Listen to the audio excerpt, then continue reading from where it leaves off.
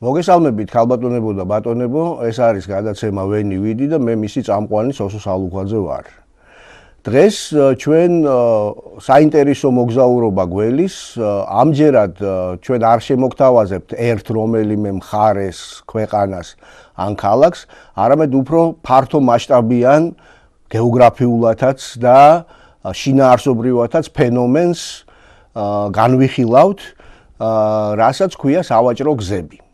Am მოგზაურობაში ჩვენ გაგვიძღვება და ჩვენი მეგზური იქნება ბატონი ემილ ავდალიანი, რომელიც არის ისტორიკოსი, საერთაშორისო ურთიერთობების სპეციალისტი და ამავე დროს არის ლექტორი არაერთ უნივერსიტეტში, პედაგოგიური საქმიანობაც მისი, ასე ვთქვათ, ხელობა, ასე ვთქვათ, და მე მაქვს პატივი, რომ მისი წიგნიც წარმოგიდგინოთ, რომელიც სწორედ არც თუ ისე დიდი ხნის წინ გამოვიდა და ის შეეხება სწორედ სავაჭრო გზებს.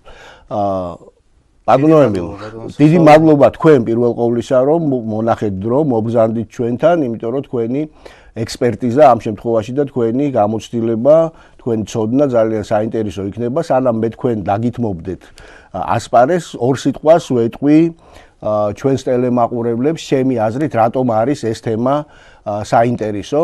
პირველი ის, რომ სავაჭრო ურთიერთობებმა და ზოგადად კომუნიკაციამ ადამიანთა შორის, რომელიც რა თქმა უნდა, ძირითადად ნივთების, საქონლის გაცვლა-გამოცვლაზე იყო და ასევე იდეების და კულტურების გაცვლა-გამოცვლაზე დამყარებული, მან მოიტანა პრაქტიკულად ის განვითარება, რომელიც სხვადასხვა ცივილიზაციებს შეეხო და ზოგადად საკაცობრიო ცივილიზაციას. ის გლობალიზაციის ერთ-ერთი ძირითადი მაბიძგებელი, ბიძგის მიმცემი ძალაც არის.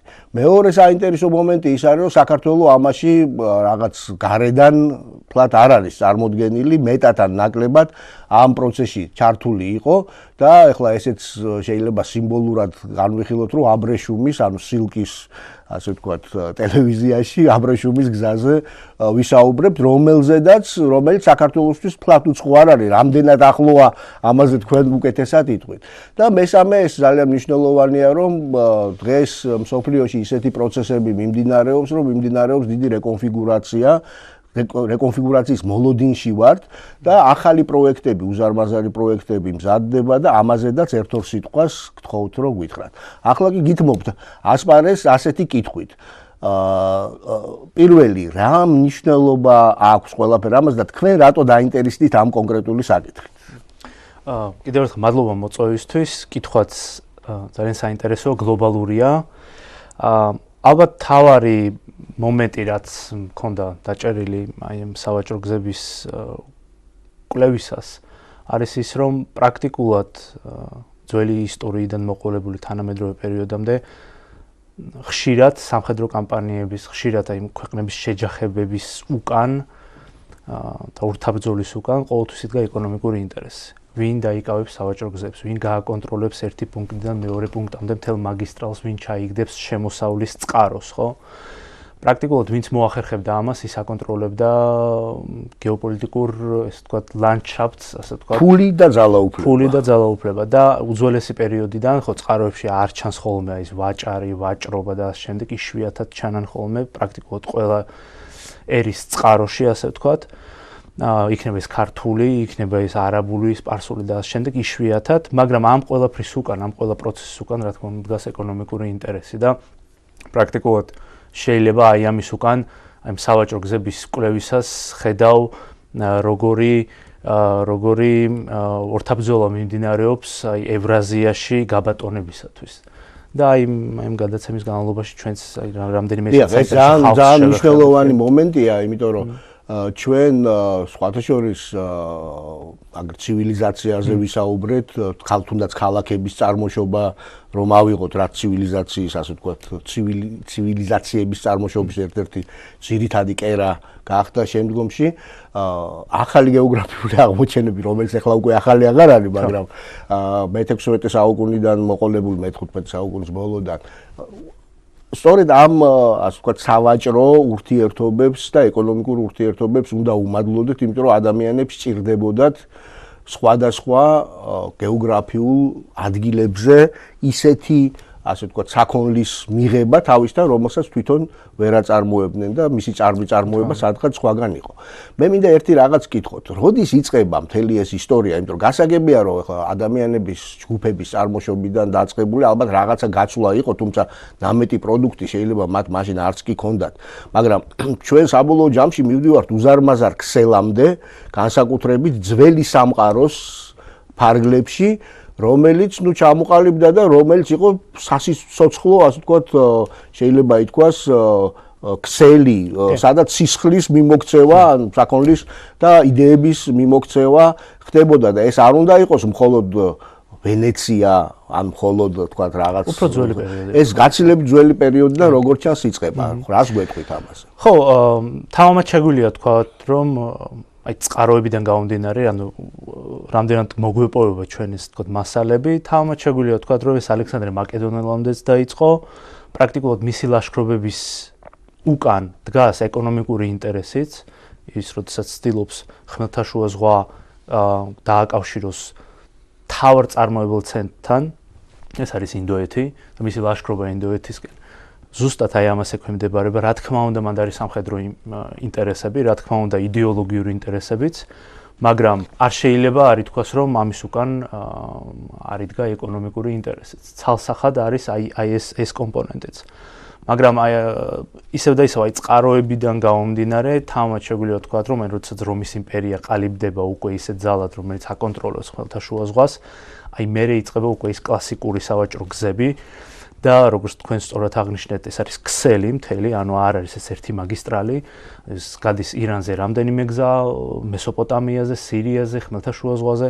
ხანდახან არის ცდილობა, რომ საქართველოს ტერიტორიაზეც გავიდეს. კავკასიაზე ზოგადად. კავკასიაზე, მაგრამ აი დასავლეთ საქართველოს ტერიტორიაზე უფრო მეტად არის დარუბანდისკენ, იქეთ, სადაც უფრო მეტად ბუნებრივი პირობები გიწყობს ხელს, რომ მეტი გასასვლელი იყოს და მაგრამ აი რომის იმპერიიდან მოყოლებული იწყება ის ცდილობა, რომ დაუკავშირდნენ აზიის ისეთ ცენტრებს და ამაში ხელი არ შეუშალონ თანამედროვე ირანის ტერიტორიაზე არსებული სხვადასხვა იმპერიები. და აი ესე ძალიან საინტერესო ურთაბრძოლაა, რომ ირანის ტერიტორიაზე არსებული სხვადასხვა იმპერიები, ის პართიაზეა, ხო, იქნება ის პართია, იქნება ეს მერე უკვე სასანური ირანი, ან შემდეგ უკვე სეფიანები, ან მანამდე კიდევ თეთრბატკნიანები და ასე შემდეგ, ყველანი ყოველთვის ცდილობდნენ, რომ ეს სავაჭრო გზები ხელში ჩაიგდო და ხმელთაშუა ზღვისკენ გასულიყვნენ, სადაც ყოველთვის სხვა ძალა იყო ხოლმე. პრაქტიკულად არც ერთ ძალას არ ქონდა იმდენი, ეს ვთქვათ, პოტენციალი სამხედრო, რომ გაეკონტროლებდნენ მთელი ეს სივრცე. იყვნენ აქემინიანები, რომლებიც 2 საუკუნის განმავლობაში თითქოს და შეძლეს ეს გაეკეთებინათ. მაგრამ აქემინიანებიც არ წარმოადგენენ ეს ცენტრალიზირებულ ძლიერ სახელმწიფოს, როგორიც შემდეგში მაგალითად სასანური ირანი იყო, ან შახ-აბასის სეფიანთა ირანი. აი მონღოლები იყვნენ ყველაზე ახლოს ამასთან. ჩინეთის და ხმელთაშუა ზღვის გაერთიანების კუთხით. მაგრამ ბოლომდე მაინც ვერ მივიდნენ შავი ზღვის დიდ ნაწილს აკონტროლებდნენ, ასე ვთქვათ, ჩრდილოეთ ნაწილს, ყირიმს, ტამანის ნახევარკუნძულს და ასე შემდეგ. მაგრამ აი ხმელთაშუა ზღვისკენ ვერ მივიდნენ მანდ უკვე მამლუქები და სხვები უშლიდნენ. აი პრაქტიკულად ამის უკან ჩვენ ხედავთ ორთაბრძოლას სოფლიოში. დიდი გეოპოლიტიკა ამ გზასთან დაკავშირებით და გზისთვის.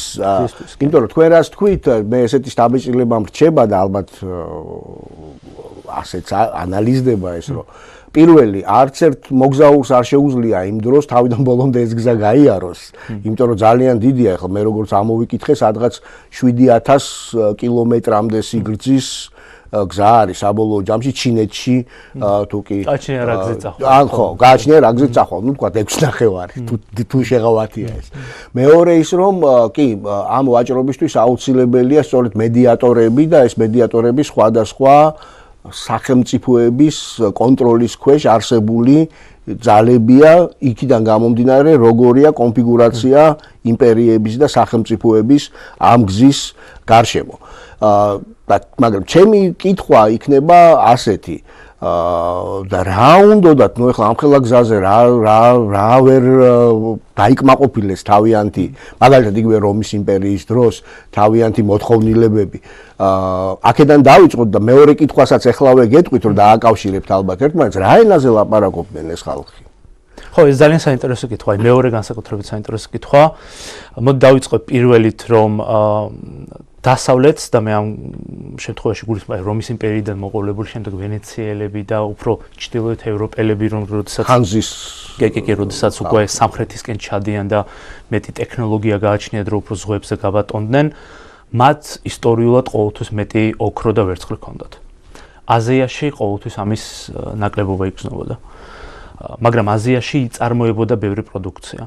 გასაგებია რატომ? დიდი მოსახლეობა, ჩინეთი, ინდოეთი, რომელიც ტრადიციულად ყოველთვის ჭარბობდნენ ევროპის და მახლობელი აღმოსავლეთის ქვეყნების მოსახლეობებზე და იქაური პროდუქცია და თავისუფლები ინდოეთი და ჩინეთი დაკავშირებულები იყვნენ თანამედროვე ინდონეზიის და მალაიზიის და სხვა ტერიტორიებთან, სადაც ასევე ძალიან დიდი ვაჭრობა მიმდინარეობდა აბსოლუტურად. და მათ თავისი ბიზნეს სავაჭრო იმპერია ჰქონდათ, ანუ აფრიკიდან ჩინეთამდე დაკავშირებული ზღვით. და ამიტომაც აი იქ წარმოებული პროდუქცია ყოველთვის ჭარბობდა. და ყოველთვის იყო მრავალფეროვანი. იქნება ეს აბრეშუმი თუ სხვა ნივთები, თუნდაც თევზი, თუნდაც ძვირფასი ქვები, თუნდაც პრინციპში ისეთი ნივთები, რომელიც ზედა ეშელონს სჭირდებოდა, ისევ სიმდიდრესთან არის ეს ასოცირებული, სამკაულები და ასე შემდეგ. აი ეს ნაკლებად მოიპოვებოდა, ან ძვირად იწარმოებოდა დასავლეთში, რომის იმპერიიდან მოყოლებული აი დანარჩენ სხვა სახელმწიფოებში და ამიტომაც აი რაღაცნაირად სინერგია შეიქმნა, რომ ფული მაქვს. რა თქმა უნდა სანელებლები, ხო? ეს ყოველთვის ცენტრალური საკითხი იყო, იმიტომ რომ თავარი ჭამა. კი, სანელებლები, რომელიც ძალიან ესე ვთქვათ, აკლდა და მოდური იყო, თუ შეიძლება ამ სიტყვის გამოყენება, მთელი ევროპის მასშტაბით. და ამიტომაც ყოველთვის სულელობა იყო აი იქეთკენ, აი აღმოსავლეთისკენ, როგორ მოვიპოვო მარტივი გზა, რომ მივიდე ცენტრალურ აზიამდე. ირანამდეც არ არის პრობლემა, ირანის წარმოებელი იყო. ახლო აღმოსავლეთის ძალიან დიდი ინტერესის სფეროს წარმოადგენდა, თუნდაც იარაღის თვალსაზრისით და ლითონის ნაკეთობები. და აი ეს იყო მთავარი პრობლემა, რაც ევროპელებს ჰქონდათ. ანუ თავარი ინიციატორი ხო თქვენი მოთხრობიდან მაინც ევროპის მოთხოვნილება იყო აღმოსავლურ საქონელზე, რა თქმა უნდა, კავშირიც არსებობდა, მაგრამ ინიციატორები მაინც ევროპელები უნდა ყოფილიყვნენ. კი, უფრო ევროპიდან. მაშინ ასე ვთქვათ, აი ჩვენ ალექსანდრე მაკედონელი ვახსენეთ და ეხლა ალექსანდრე მაკედონელის იმპერია ძალიან ეფემერული იყო, რა თქმა უნდა, მცირეხნის, მაგრამ მისი ასე ვთქვათ ვეტერანები, რომლებიც ავღანეთში, ირანში დასახლდნენ, ხო, ბაქტრიულ ასე ვთქვათ ელინური კულტურა განავითარეს. ისინიც როგორც ჩანს მედიატორებად გამოდიოდნენ ყოველ შემთხვევაში გარკვეული პერიოდის განმავლობაში ამ ვაჭრობის განაწილებულია. მაგრამ აი რომის იმპერიის დროს და იქიდან მოყოლებული, როგორც თქვენ თქვით, ალბათ იყო მთავარი სავაჭრო ცენტრები, რომელზედაც ეს გზები გადიოდა, რომლები იყვნენ ესენი და საქართველოს თქვა იგივე ჩვენ თბილისი სად ბანაობდა ამ დროს. ხო, ეს ძალიან საინტერესო კითხვა არის. მარტივად რომ წარმოვიდგინოთ, რუკა ეს არის რომის იმპერია, მერე მოდიან უკვე სასანური ირანი, სასანიანები და შემდეგ უკვე იქეთ ცენტრალური აზია და ჩინეთი, სამხრეთით უფრო გასაგებია ინდოსტანის ნახევარკუნძული და იქ არსებული სახელმწიფოები. იმ დროს მე გულისხმობ აი მე-4, მე-5, მე-6 საუკუნეებს ასე კონკრეტული ქალაქების გამოყოფა წყაროების მიხედვით გვიჭირს. მაგრამ აი შუა საუკუნეებისკენ რო ავიდეთ, ეს რა თქმა უნდა არის სამარყანდი, რა თქმა უნდა არის თავრიზი, რა თქმა უნდა არის ბაღდადი, რა თქმა უნდა არის დარუბანდი და საქართველოსთან ახლოს თანამედროვე აზერბაიჯანის ტერიტორიაზე, სომხეთის და თურქეთის აღმოსავლეთ ნაწილში არსებული ქალაქები, რომელიც ასე ვთქვათ განჯაც აბსოლუტურად, რომლისთვისაც ქართველი მეფეები იბრძოდნენ პრინციპში წარმატები და თითქმის საუკუნეზე მეტი ხნის განმავლობაში და იდეა ზუსტად აი ამ ლაშქრობების უკან ქართველი მეფეები ზუსტად ის იყო, რომ რაც შეიძლება უფრო სამხრეთით გავიდე, მდიდარი ქალაქები ჩავიგდო ხელთ. ეს ხშირად გამოსდიოდა, როგორც თქვენ სწორად აღნიშნეთ, არა მარტო განჯის მიმართულებით, არამედ საერთოდ თანამედროვე სომხეთის და თურქეთის ტერიტორიების მიმართულებითაც და აი იქ არსებული გზების ხელში ჩაგდება წარმოადგენდა ესე თქვა. ყოველ შემთხვევაში სანამ ტაკლამაკანამდე და ასე ვთქვათ, აი ამ უდაბნომდე და იქ ყარაყორუმის გადასასვლელებამდე მივიდოდნენ, ეს იყო ის სივრცე, რაც თქვენ ბრძანეთ, სადაც დუხდა, ასე ვთქვათ, ვაჭრობა, თუმცა მე როგორც მახსოვს, ანტიკურ პერიოდშიც პეტრა და პალმირაზე ამბობენ, რომ ისინი ალბათ აი ამგვარი გაცვლის, ოღონდ უფრო პატარა მოცულობის გაცვლის იმ პერიოდში ცენტრები. პალმირაზე შეგვიძლია თამამად ვთქვათ, რომ ის იყო მასშტაბური სავაჭრო ცენტრი, რომელიც აი ორ იმპერიას შორის ცდილობდა ვარიანტს. ელინური გავლენა დიდი იყო. კი, აბსოლუტურად გეთანხმებით, ანუ რომსა და სასანურ ირანს შორის ცდილობდა მანევრირებას. ორივეს არ აწყობდა ის ესეთი თავისუფლება პალმირის, მაგრამ უფრო არ აწყობდა სასანური ირანს და ამიტომაც აი სასანური ირანი იყო ის ძალა, რომელმაც პრინციპში მერე ბოლო მოუღო ამ ქალაქის, ასე ვთქვათ, სავაჭრო იმპერიას ვერ ვიტყვით, მაგრამ სავაჭრო ქსელს, ასე ვთქვათ, რომელიც მერე უფრო სამხრეთით არაბეთის ნახევარკუნძულისკენ გადიოდა. აი რადგან არაბეთის ნახევარკუნძული ვახსენეთ, აი არაბებსაც ძალიან დიდი როლი მიუძღვით იმაში, რომ გეოგრაფიული სივრცე, არეალი ზოგადად თავიანთი აქლემებით და ქარავნები ძირითადად ქარავნებით კი აბსოლუტურად და აი მათმა ლაშქრობებმა მიუხედავად იმისა, რომ ძალიან მედიატორები იყო. ბევრი პრობლემა შეუქმნა, ხო, არსებულ იმპერიებს და იმპერიები ზოგადად ზოგი დაიშალა, ანუ მეგრულ სასანურ ირანს. სამხრეთ კავკასია დაპყრობილი იყო ნაწილობრივ.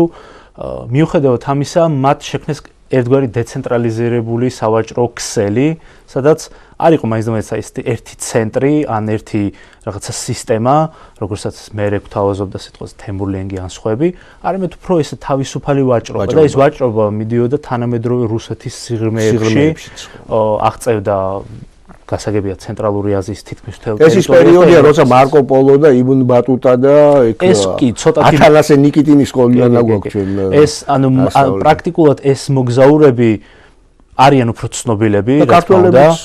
ქართველიც იყო. რაფიელ დანიბეგაშვილი, ხო?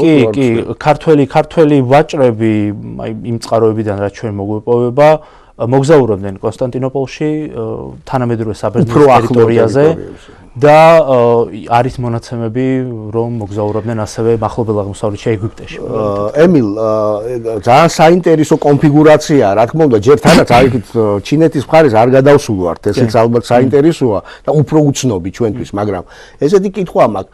აი ის კვალი, რომელიც ეს ხო არ იყო პატარა ხნის განმავლობაში, საუკუნეების განმავლობაში ეს, ასე ვთქვათ, სისტემა მუშაობდა. დღესაც შეიმჩნევა იმ ქალაქებში, რომლებიც ამგვარი ვაჭრობის ცენტრები იყვნენ და კიდევ ერთხელ, ასე ვთქვათ, გაუსვათ ხაზი, რომლები იყვნენ და აი რა შემორჩა იქიდან ამ ქალაქებში. ხო, დღეს მაინც მიიჩნევა ის, რომ სავაჭრო გზები ძირითადად მაინც ზღვით გადის. ხმელეთით ჭირს, ინფრასტრუქტურა გჭირდება, მეტი დრო უნდა, ან შესაბამისად უფრო ძვირია, მაგრამ ჩინეთი რასაც აკეთებს დღეს თავისი გლობალური იდეით, ხო, ანუ სარტყელის და ერთი გზის და ერთი სარტყელის, თქვათ, იდეით შექმნით, პრაქტიკულად მას სურს აღორძინება აი ამ სახმელეთო სავაჭრო გზების. ის გზები, რომელიც ჩინელებს წარმოუდგენიათ აი ამ გეგმის მიხედვით, ზუსტად ემთხვევა იმ სავაჭრო გზებს, რომელზედაც ჩვენ ვისაუბრეთ. და აი მართლა ერთ-ერთი არის ცენტრალური აზიით, მეორე სიტყვაზე ირანის ან პაკისტანის ტერიტორიით და ასე შემდეგ. და აი იქ ზუსტად ისევ აი იმ ქალაქებს ვეხებით, ისევ სამარყანდს, ისევ სიტყვაზე ბუხარას, ისევ სიტყვაზე ირანის დიდ ქალაქებს, თავრიზი და ასე შემდეგ და მერე უკვე მოდის სიტყვაზე ბაღდათი, რომელიც თავის მხრივ დაკავშირებულია სპარსეთის ყურესთან. სპარსეთის ყურეშიც ჩინელებს დიდი ეკონომიკური და ფინანსური ინტერესი აქვს ზოგადად და ესეც იყო ერთ-ერთი სავაჭრო გზა ძველ დროს. დღეს ჩინელებს სურთ, რომ იქაც იყვნენ წარმოდგენილი, აი ეს გეგმის ნაწილი იყოს, აი ეს გეოგრაფიული სივრცე და ამიტომაც სასახად შეიძლება თქვა, რომ აი ამის თქვათ, რომ აი ის ძველი რაც არის გრძელდება დღესაც. ანუ გეოგრაფია, გასაგები არ იცვლება და გეოგრაფია ისევ დომინირებს აი ამ და ამ გეოგრაფიაშია დიდი ეკონომიკური, ასე ვთქვათ, კოდიც ალბათ. საიდან უფრო ადვილია, საიდან უფრო სწრაფია, მაგრამ ეს ტექნოლოგიებიც მაინც გეოგრაფიას ეფუძნება, ესადაგება და აი გარკვეულწილად ასე ხდება. ეგ ძალიან ეხლა ჩემთვის განსაკუთრებით როგორც გეოგრაფისტვის მნიშვნელოვანი საკითხია, იმიტომ რომ მეც დაახლოებით ასე წარმოვიდგენ, ხო, მიუხედავად იმისა, რომ გეოგრაფია აღარ არის ესეთი პოპულარული, როგორც დიდი აღმოჩენების პერიოდში იყო, არა მარტო საქართველოში, მსოფლიოში. მაგრამ მოდი ახლა აი ჩვენ ეს რაღაც ცენტრალური რგოლი კარგად მოყევით თქვენ იქ რა ხდება, როგორი ასე ვთქვათ კონფიგურაცია. მაგრამ არის კიდევ ორი ძალიან მნიშვნელოვანი ადგილი, ერთი საიდანაც იწყება ან სადაც მთავრდება ეს ყველაფერი ჩინეთის სივრცე. ნაწილობრივ ინდოეთისაც, მაგრამ განსაკუთრებით ჩინეთის, როგორც თქვენ ბრძანეთ, ინდოჩინეთშიც გზელ. და მეორე ეს არის არა მარტო ხმელთაშუა ზღვის, ასე ვთქვათ, ზღვიური ევროპა, არამედ ჩრდილოეთის ქალაქები, საიდანაც ან იგივე იტალიური ქალაქებიდან, ვენეციიდან, გენუვიდან ხდება ამის ყველაფრის ევროპის სიღრმეში და ჩრდილოეთით გადაადგილება, სადაც წარმოიშვება ძალიან მძლავრი ჰანზის კავშირის ქალაქები ძალიან ისეთი და მე უკვე ძლიერი სახელმწიფოები. აი აქ როგორი ბალანსი გვაქვს და როგორ ხდება ამის ყველაფრის, ასე ვთქვათ, შემდეგ ჩანაცვლება, აი სწორედ დავარქვათ აბრეშუმის ზღვის გზით, რომელიც უკვე პორტუგალიის და ესპანეთის ჯერდა, შემდეგ უკვე ახლო პატარა დროში ბრიტანეთისა და ნიდერლანდების და საფრანგეთის მათი დომინირება ცვლდება პრაქტიკულად. ხო, ეს ძალიან საინტერესოა ჩემი აზრით, იმიტომ რომ ამან ზოგადად სრულიად თავდაყირა დააყენა მთელი სამყარო და გადაანაწილა ის ძალები, რომელიც მანამდე თითქოს კონსოლიდირებული იყო ასეთნაირად. ხო, ისეთი მასშტაბური გლობალური კითხვა არის და აქ ალბათ რისი გამოყოფა შეიძლება ამ შემთხვევაში. ერთია რომ მიუხედავად იმისა, რომ სავაჭრო გზები, ანუ ზღვაში გადაინაცვლებს სადღაც მე-16 და განსაკუთრებით მე-17 საუკუნეში, მაინც ჩვენ მოგვეპოვება იმდენი ცნობა, რომ სახმელეთო გზებმა შეინარჩუნა ესე უცბად არ მოწყვეტილა და არ გამქრალა. მიუხედავად კონსტანტინოპოლის დაცვისა და ახალი რგოლების გაჩენისა. აბსოლუტურად და მეც გეტყვით, აი თანამედროვე კვლევების მიხედვით და რასაც აბსოლუტურად ვეთანხმები, კონსტანტინოპოლის დაცემაც იმდენად უკვე მნიშვნელოვანი აღარ იყო, რადგან მანამდე უკვე იმპერია პრაქტიკულად არ ჩვენ თავის დროზე ვსწავლობდით, რომ ეს იყო რაღაც ძალიან ასე ვთქვათ ფსიქოლოგიური მომენტი. შეიძლება რელიგიური მომენტიც იყო. ანუ ოსმალებმაც მაგრამ ოსმალები უკვე იზრუნეს იმაზე, რომ თვითონ ჩართულიყვნენ ამ ქსელში. და აი სანამ კონსტანტინოპოლი დაიცემოდა, უკვე 9 საუკუნის განმავლობაში პრაქტიკულად ოსმალებს უკვე ჩაკეტილი ჰქონდათ აი ეს სივრცე. სხვათა შორის აი აქ საინტერესო ის რომ აი ზუსტად აი იმ დროიდან იწყება უკვე საქართველოს როგორც საინტერესო ის თქო სავაჭრო ქვეყნის დაქვეითება, რადგან ჩვენ აი ამ იმპერიების ქვეშ მოვექცევი და ამაზე თუ გვექნება საშუალება კიდევ ვისაუბროთ, მაგრამ თუ თქვენ აი ამ კითხვას დაუბრუნდებით, აი ეს არის ძალიან საინტერესო რომ ამ ქვეყნებმა, ევროპულმა ქვეყნებმა, ანუ მოახერხეს მაინც ზღვებით მისვლა ჩინეთამდე, ინდოეთამდე, რომ გზა ასე ვთქვათ რომ ოსმალეთით არ გაევლოთ და გლობალიზაცია სრული მასშტაბი შეზიზნეს. აბსოლუტურად, უკვე აფრიკის გარშემო, უკვე იციან აზიის სხვადასხვა წერტილები და ამ შემდეგ, მაგრამ ამერიკა, ავსტრალია აღმოჩნდა და კი, და აი ზუსტად აი ეს არის აქ საინტერესო რომ ჩვენ ასევე გონია რომ აი ამ აღმოჩენებით ევროპელები გახდნენ ნომერ პირველი ძალა, მაგრამ რეალურად რამდენიმე საუკუნის განმავლობაში მიმდინარეობდა ეს პროცესი. ესენი ძალიან ცოტანი იყვნენ. აზიელები მათ არ მიიჩნევდნენ მტრებად, იყვნენ როგორც სავაჭრო პარტნიორები, სხვა შორის ძალიან გავს აი ძველ ბერძნების კოლონიზაციის დროს, ბერძნები მიდიან და უბრალოდ ვაჭრობენ, არანაირი დაპყრობა, უბრალოდ მეგობრული ურთიერთობა არის, სავაჭრო ეკონომიკური ურთიერთობა, ტრანზაქციული ურთიერთობა. ანუ win-win, რასაც ახლა ზუსტად კი. და აი მერე უკვე სადღაც მე-17 საუკუნის ბოლოდან მე-18-ის დასაწყისში იწყება აი ეს რასაც ჩვენ ვეძახით დასავლეთის დაწინაურება, რაც ძალიან მტკივნეულად დასრულდა აზიისთვის და დღემდე ჩინეთში, ინდოეთში, სხვა ქვეყნებში აი ამ კოლონიალიზმის სტიგმა არსებობს. პირამ უნდა გკითხოთ ასეთი რა. ეხლა ჩვენ აი ამ გზის პოზიტიურ და ამ ურთიერთობების პოზიტიურ მხარეს ვამახვილებთ ყურადღებას, თუმცა აგერ თქვენ თქვით, იქ რა თქმა უნდა გამდიდრება, დაწინაურება, ზევიდან ყურება, ასე ვთქვათ, იმპერიალიზმი, კოლონიალიზმი. მე-18-დან განსაკუთრებით. ამ გზას გარკვეული, ასე ვთქვათ, ცუდი თვისებებიც, ანუ მახასიათებლებიც გააჩნდათ. ერთს, ეხლა რასაც მოიგონებ, ეს იყო მონებით ვაჭრობა. მეორე, ეს იყო ეპიდემიები, რომელიც სხვადასხვა არეალებიდან ვრცელდებოდა და ძალიან სავალალო შედეგებს იწვევდა ხოლმე ხშირად.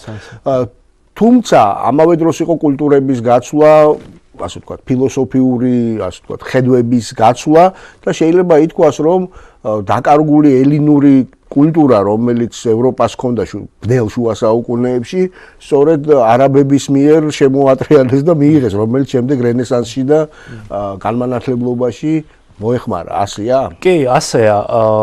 ორი მხარე აქვს ამ სავაჭრო გზებს, კი ბატონო, და სხვა შორის საქართველოსაც ეხება ეს მონებით ვაჭრობა, როგორ მონებით ტყვეებით ვაჭრობა საქართველოს ტერიტორიიდან გადიდოდა.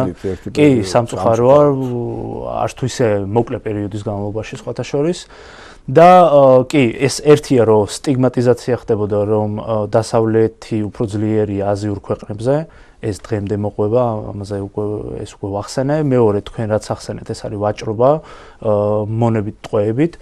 მესამე, აქ პოზიტიურია უკვე ის, რომ ჩვენ გვაქვს კულტურათა შორის, ასე ვთქვათ, იდეების გაცვლა, გამოცვლა, რაც განსაკუთრებით საინტერესო იყო ტექნოლოგიების კუთხით. აზიელები ხედავდნენ, რომ ისინი არიან ჩამორჩენილები. ოსმალეთიდან მოყოლებული იაპონიის ტერიტორიის ჩათვლით, აი ეს სივრცე საინტერესოა მე-18 საუკუნიდან, განსაკუთრებით მე-19 და მე-20 საუკუნეში, როგორც ცდილობენ მოდერნიზირებას. რომ ის ჯობია ჩვენ და ჩვენ რა უნდა გავაკეთოთ, როგორი რეაგირება უნდა მოვახდინოთ. ხშირად არ გამოსდიოდათ, იაპონიის შემთხვევაში გამოვიდა და დღეს უკვე მაგალითად მე-20 საუკუნის მეორე ნახევრიდან ბოლოსკენ ჩინეთის შემთხვევაში. მაგრამ აქ არის საინტერესო ის, რომ ეს აზიური ქვეყნები არ მიიჩნევენ თავს ჩამორჩენილ ქვეყნებად. ისინი ფიქრობენ, რომ ერთი საუკუნე ქონდა ჩავარდნა, ეს იყო მე-19 საუკუნე და ისინი ყოველთვის იყვნენ ძლიერები. რასაც პრინციპში რთული არ დაეთანხმო, ჩინეთი, ინდოეთი ისინი იყვნენ ყველაზე დიდი მწარმოებლები, თუნდაც მე-19 საუკუნის პირველ ნახევარში. და ამიტომაც დღევანდელზე აღარ საუბრობ და ამიტომაც მათთვის აი ეს ერთ საუკუნოვანი ჩავარდნა, სანამ მაო ძედუნი პირობითად მოვიდოდა ხელისუფლებაში ჩინეთში 59 წელს, აი ეს არის ის ჩავარდნა, რომლის იქეთაც იწყება დაბრუნება, ნორმალიზირება ხდება ურთიერთობების. ანუ ის, რაც ჩვენ ყოველთვის ვიყავით, ჩინელები, ყოველთვის ძლიერები ვიყავით. აი ესეთი მსჯელობა არის. ჩინეთში რომელი იყო, რა კი, მე უბრალოდ ახლა სამწუხაროდ ბოლოსკენ მიდის ჩვენი გადაცემა. ჩინეთში რომელი იყო ის ბოლო პუნქტები, ასე ვთქვათ, სადაც მთავრდებოდა, ვთქვათ, რომ წარმოვიდგინოთ ერთი მხრივ რომი ან მერე შუა საუკუნეებში უფრო გენუა, ვენეცია ერთი მხრიდან, მეორე მხრივ მე მგონი გუანჯოუმდე ჩადიოდა, ხო? კი, იქ რამდენიმე მე მგონი სიანი, კი. ეს არის რამდენიმე ქალაქი, რეალურად აი თანამედროვე ჩინეთის დასავლეთი ნაწილი, ხო? სინძიანს რასაც ვეძახეთ, აი სივრცე, ხო, რაც ჩინურად სიტყვაზე ახალ საზღვარს ნიშნავს, ახალ ტერიტორიას, ახალ საზღვარს, ასე ვთქვათ. აი ეს იყო ის ტერიტორია, რომლითაც შენ შედიოდი პრაქტიკულად ამ ჩინურ სამყაროში და აი იქიდან უკვე იშლებოდა რამდენიმე გზა, რომელიც სხვათა შორის მიდიოდა თანამედროვე ჩინეთის სანაპირომდე, სადაც ძალიან ბევრი პორტი მდებარეობდა და აი მარკო პოლო ძალიან კარგად აქვს აღწერილი და აი რო წავიკითხოთ მარკო პოლო, მან პირდაპირ უწერია, რამდენად დიდი და მდიდარი ქალაქებია, რამდენად ცხოვრების სტილი, დონე, ეკონომიკური დონე ჭარბობს ევროპულ დასავლურ დონეზე. და აი იქ უკვე ჩანს, რომ რამდენად დიდარი არის ჩინეთი და არ არის გასაკვირი ის, რომ აი რო დაუბრუნდეთ სულ პირველ კითხვას, რატომ მიდიოდნენ ხო ევროპელები? აი მაგიტომ, იმიტომ რომ ისინი იყვნენ ბევრად დიდრები დასავლეთ ევროპაზე.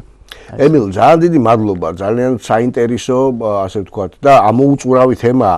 ჩვენ მხოლოდ რაღაც ზედაპირულად დაღები მოვხსენით პატარა, იმიტომ რომ შიგნით უზარმაზარი თემებია და მე უბრალოდ ამგვარ შეჯამებასავით გავაკეთებ, თქვენ შეგიძლიათ დამეთანხმოთ ან არა, რომ ეს საკითხი, რომელიც ცივილიზაციურ განვითარებასთან არის ნამდვილად დაკავშირებული, გვანახებს ორ რაღაცას, ევროპას და აზიას ერთმანეთი ძალიან ჭირდება, საერთოდ სამყაროს ყველა ნაწილს ერთმანეთი ძალიან ჭირდება იმისთვის, რომ უკეთესად იცხოვროს, თუმცა ამას რა თქმა უნდა თავისი უარყოფითი მოვლენებიც ხშირად სამწუხაროდ გააჩნია. ერთი ეს მეორე ალბათ ის რომ ჩვენთვის ეს ასე ვთქვათ ფენომენი უცხო არ არის ჩვენ ვიყავით მისი ნაწილი შედარებით აქტიურად ან ნაკლებად მაგრამ ეხლა განსაკუთრებული პერსპექტივა გვაქვს ჩვენ რომ აი სწორედ ამ ევროპულ-აზიური სივრცის ერთ-ერთი დიდი მნიშვნელოვანი პატარა, მაგრამ მნიშვნელოვანი შემადგენელი ნაწილი გავხდეთ, იმიტომ რომ მე როგორც ვიცი, იმ 6 თუ 7 კორიდორიდან, რომელსაც თუნდაც ჩინელები გეგმავენ ამ ერთი გზის და ერთი სარტყლის ფარგლებში, ევროპაზე გამავალი, სამხრეთ ევროპაზე გამავალი გზა სწორედ საქართველოსზედაც გამოდის და სადღაც ტრიესტამდე მიდის მე მგონი. და რა თქმა უნდა, ამის არ გამოყენება ჩვენი მხრიდან არ იქნება კარგი, მე არა ვარ იმის მომხრე, რომ ჩვენ მხოლოდ კორიდორი და გზის მონაკვეთი ვიყოთ, მაგრამ ეს აუცილებელია იმისთვის, რომ ჩვენი შემდგომი განვითარება ჰარმონიული, კარგი და ასე ვთქვათ კონკურენტული იყოს. თქვენ რას დაამატებთ? აბსოლუტურად გეთანხმებით, აი ისტორიულ პერსპექტივაში, რადგან ჩვენ დავიწყეთ ძველი პერიოდი მოყოლებული საუბარი, საქართველოს დღეს გააჩნია განსაკუთრებული პერსპექტივა, რომ დაიკავოს ადგილი აი ტრანსრეგიონალურ, ტრანსკონტინენტურ, ასე ვთქვათ, სავაჭრო გზებზე. ასეთი რამ შუა საუკუნეებში ან ძველ დროს საქართველოს არ ქონდა. ის პატარა მონაკვეთი, როდესაც სიტყვაზე ბაგრატიონები ოქროს ხანის დროს ცდილობდნენ, რომ დაეკავათ ის სავაჭრო გზები, მაინც ვერ შეედრება იმას, თუ რა პოტენციალი აქვს საქართველოს დღეს. ამიტომაც აი დღეს აი ასე გრძელ 1000-წლოვან პერსპექტივაში რომ დავხედოთ, განსაკუთრებული პერიოდში ცხოვრობთ, განსაკუთრებული პერსპექტივები გააჩნია ქვეყანას, რომ დაიკავოს აი ეს ცენტრალური ერთ-ერთი ყოველ შემთხვევაში მნიშვნელოვანი ადგილი ევრაზიის სავაჭრო გზებზე. ჩვენ ვაკავშირებთ ერთმანეთს დღეს უკვე არა მარტო შავ და კასპიის ზღვებს, ერთმანეთთან არამედ ევროპას, ცენტრალურ აზიას და პოტენციურად უკვე უკრაინაში მიმდინარე ომის ფონზე, პოტენციურად ეს უკვე ჩინეთი და დასავლეთ ევროპა. ასეთი რამე მე ისტორიაში არ მახსენდება, ასეთი პერსპექტივა, რომ ამ პატარა ქვეყანას გააჩნდეს. ძალიან დიდი მადლობა ემილ, თანაც ეს ნოტა საკმაოდ პოზიტიურია, რაზედაც ღირს დამთავრება და იმაზე ასე ვთქვათ, ოცნება ნამდვილად რომ ჩვენ მივახცევთ იმ მდგომარეობას, რომელიც ძალიან მჭირდება ჩვენ ქვეყანას საერთაშორისო თანამეგობრობაში ჩვენი ღირსეული ადგილის დაკავებისთვის. მადლობა დღევანდელი საინტერესო საუბრისთვის და მადლობა ტელემაყურებელს ჩვენი გადაცემის ყურებისთვის. მომავალ შეხვედრამდე. დიდი მადლობა.